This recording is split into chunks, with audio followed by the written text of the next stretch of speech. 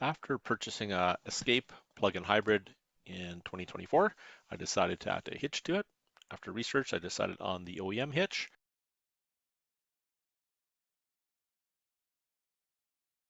Ordered a kit which included the hitch plus a trim piece. Here's a bit of a video of my journey to install. The hitch came in a box with the trim piece, 8 bolts to connect the hitch to the frame, and 2 plastic rivets to reattach the trim piece to the bumper cover. I decided to install the hitch myself after doing quite a bit of research online and finding that if the OEM hitch was purchased, it actually fit very well in the frame rails of the Escape, especially the plug-in hybrid. The plug-in hybrid has an evaporator box in the driver's rear, which effectively blocks access to bolting up most of the third-party hitches, and blocks means makes it very hard versus an easy install, I think, on the non plug-in hybrid hitches. So I decided to go ahead with the OEM hitch and initially had to disassemble the mud flaps, which I just installed when I purchased the vehicle, and follow along the steps that I could find with getting the rear bumper cover off of the vehicle.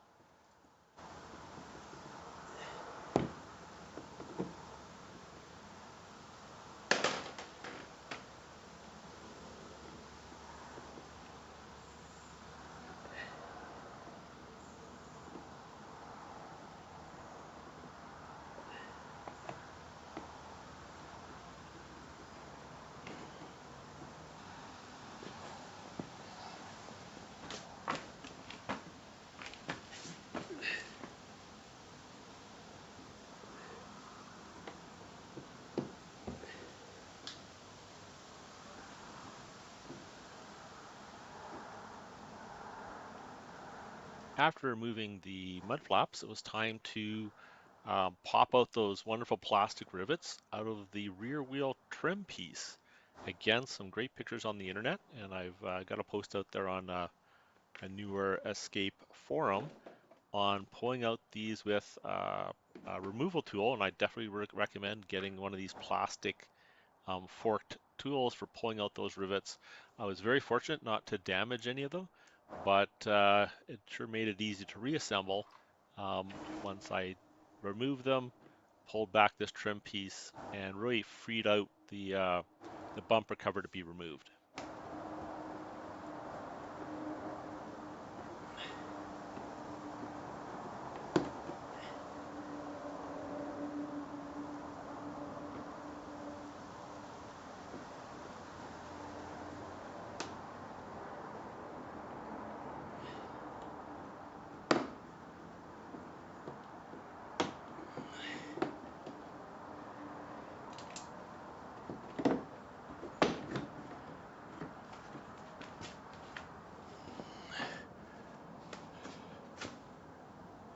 After removing the plastic rivets on the inside, I was able to pull back the rear wheel trim piece, revealing another plastic rivet which would actually hold that side of the bumper cover against the rear fender.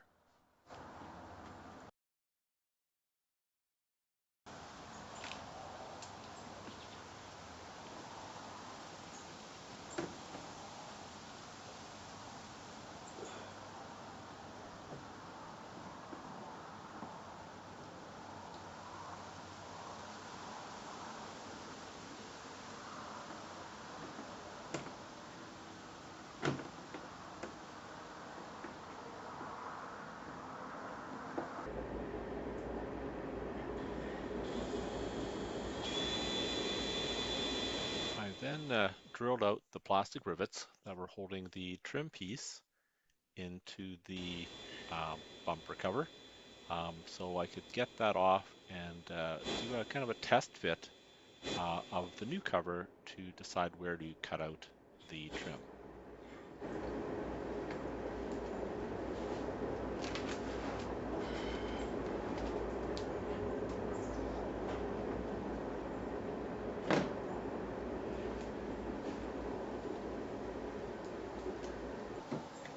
piece came off with a bit of force, but I was confident that any tabs broken were on the piece I was replacing, so my risk was low.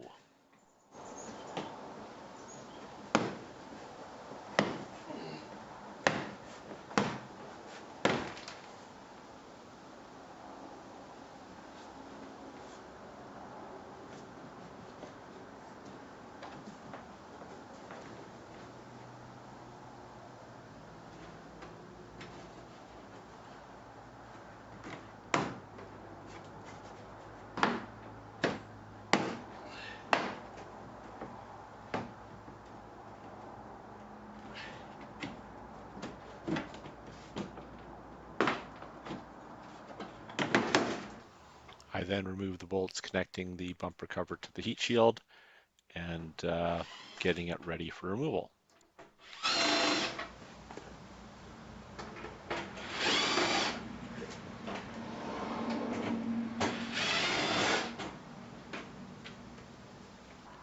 I then got the new trim piece with the cutout for the trailer hitch and temporarily placed it on the bumper cover so that I could trace out the hole required for the hitch to come through the bumper cover.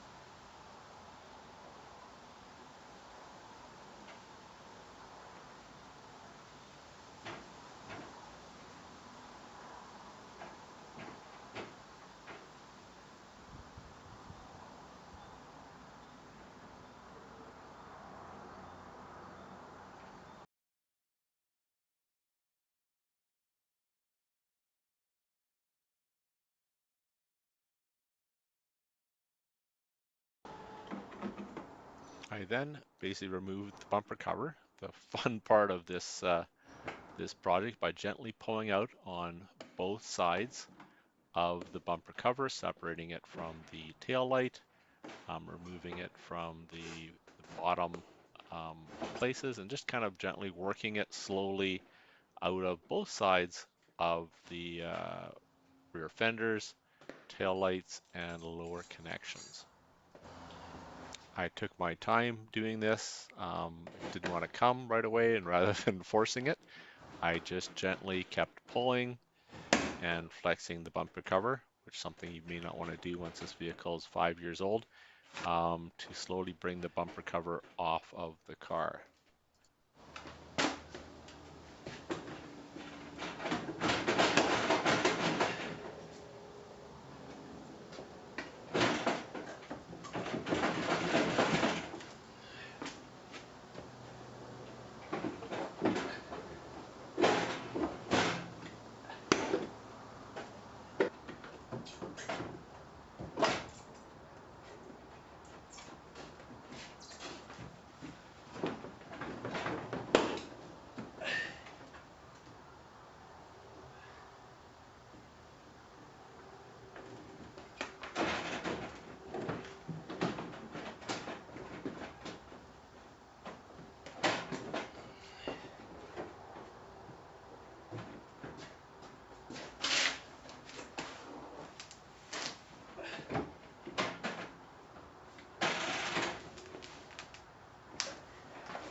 I also realized I need to unplug the rear sensors. I did that. One of the things holding it back a little bit, getting underneath there and doing that before would have been a good idea.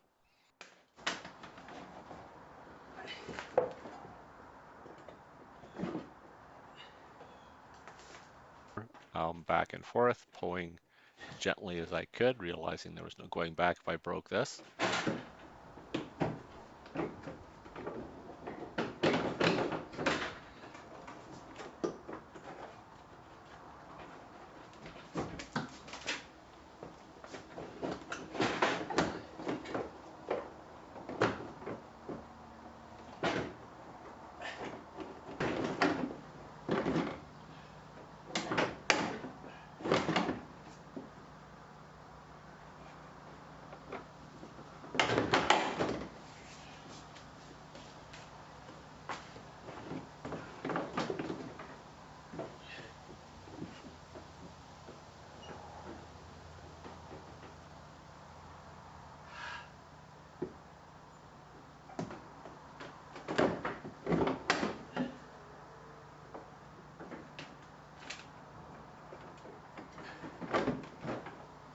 Looks like it finally came loose, but lo and behold, I missed a bolt connecting the bumper cover to some of the underneath area, so I almost had it off and had to kind of replace it there and do a bit of work underneath. Finally, once I've disconnected that, I was able to remove the bumper cover in one piece without any damage, which was a major milestone.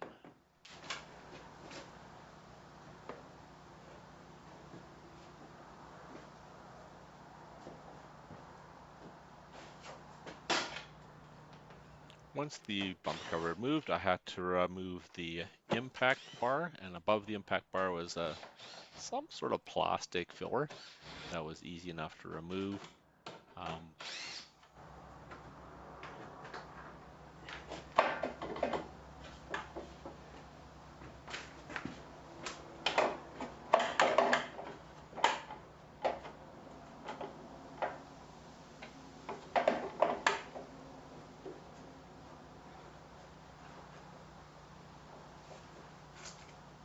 With a bit of a stubborn insert or holder in the middle. Didn't break it though, good stuff.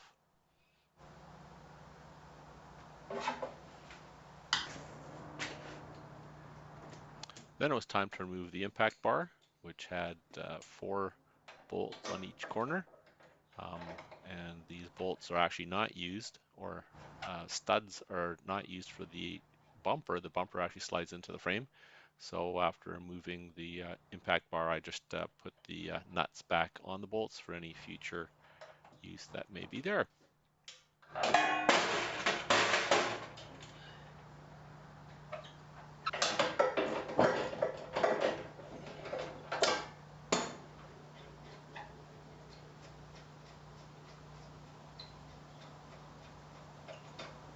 Once I removed the final nuts, I was able to remove the impact bar, and that was the end of the disassemble.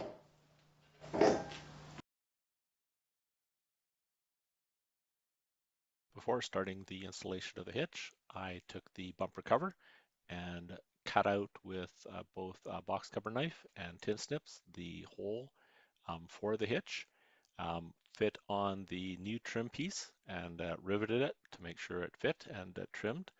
Then I moved on to the heat shield, which needed also a space for the hitch to come through. I looked ever so closely at the instructions that were given with the hitch. Everything went well, except I missed one of the dimensions and cut a little bit too deep on the heat shield, but was able to roll back the heat shield without any major issues. Now it was time to install the hitch, and as research shows, it goes right into the rear frame rails, and there's actually bolt holes in the frame to line up with, I guess, welded nuts that are on the inside of the frame. So there's 4 bolts on each side, and the left-hand side is where all your challenges with the plug-in hybrid. There's some sort of evaporator canister, they say, because the fuel cap seals, because the fuel isn't used very much. There's an extra assembly there that really blocks access to, here it is right here, it really blocks access to the holes that you need to get to install your bolts and torque them. So I spent quite a bit of time trying to get access to this area and getting those bolts in there, and then actually finally getting those bolts torqued to specification, because I didn't really want that bumper to ever come off when it was pulling a trailer, even though, again, with the plug-in hybrid, the official load rating is very low. So I spent quite a bit of time here. I removed a couple bolts on the evaporator, lowered it down out of the way, and then was able to get the head of my long-handled torque wrench in there to get access to those bolts and really get the bolts torqued to specification.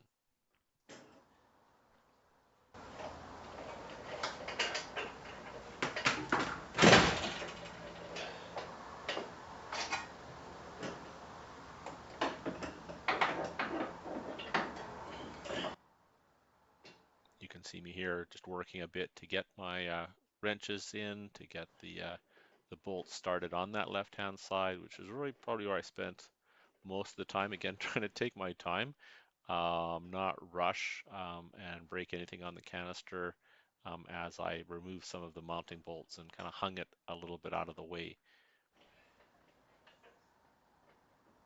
but I was able to complete this and complete torquing the bolts that connected the bumper to the frame rail. Now that the hitch had been installed, it was time to reassemble.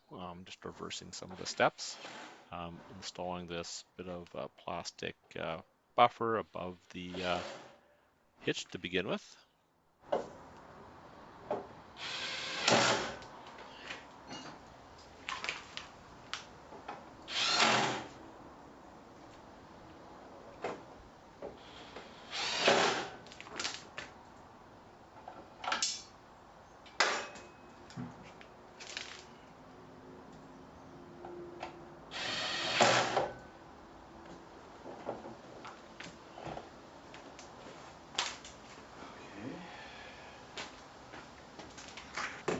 Then it was time to move on to reinstalling the bumper cover. Again, careful. This is the part that we don't want to have to replace. Really just inserting it into the slots where it came out of it, slowly aligning each side and making sure that everything lined up quite well before applying any pressure.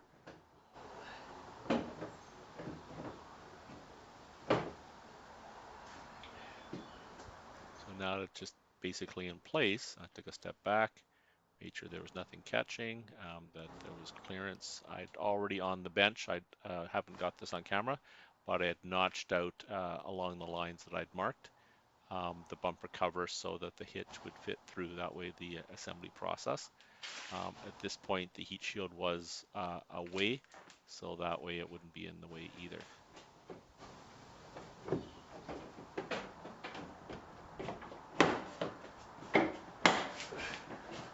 Starting at the center, started to click in the various tabs, really just reversing the process of what you unclicked, going up to the tail lights and around the wheel wells, making sure everything lined up nicely and clicked in.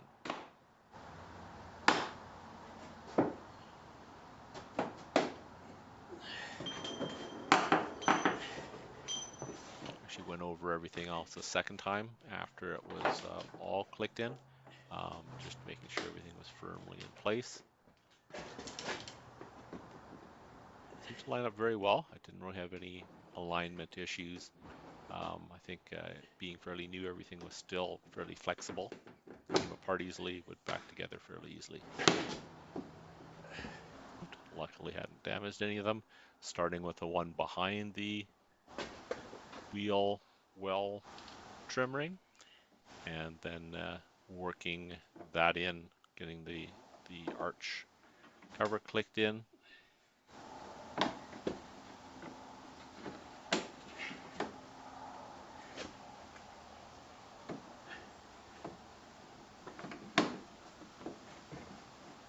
Now, once I did this, I also had to get the mud flaps, which are on the lower part. So just kind of slowly going through, reinserting, making sure everything was as secure and well connected as possible.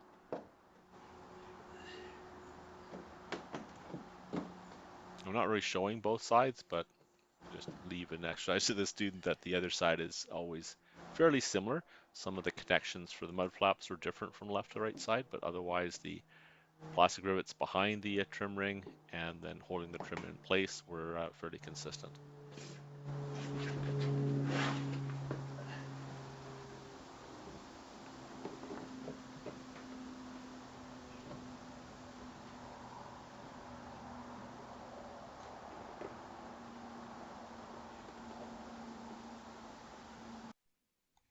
So I'm quite pleased with the final product. Looks as it should. Nothing damaged. Do no harm was my motto for this. And really it was straightforward, a little nerve-wracking to pull off the bumper cover, but overall something that most people should be able to accomplish. Plug-in, probably a 4-pin plug-in, and my goal is to utilize the existing wiring that I did find underneath the bumper on a plug-in hybrid. Using the harnesses that are available from Ford, I think. It looks like they might be back ordered. Installing a harness at the bottom of the car, and then the assembly plus the module for controlling um, the signals out to the trailer in the back of the vehicle behind the cover on the left-hand side, the driver's side. So I'll look at doing that. If it goes well, you'll see a video. If it doesn't, you probably won't.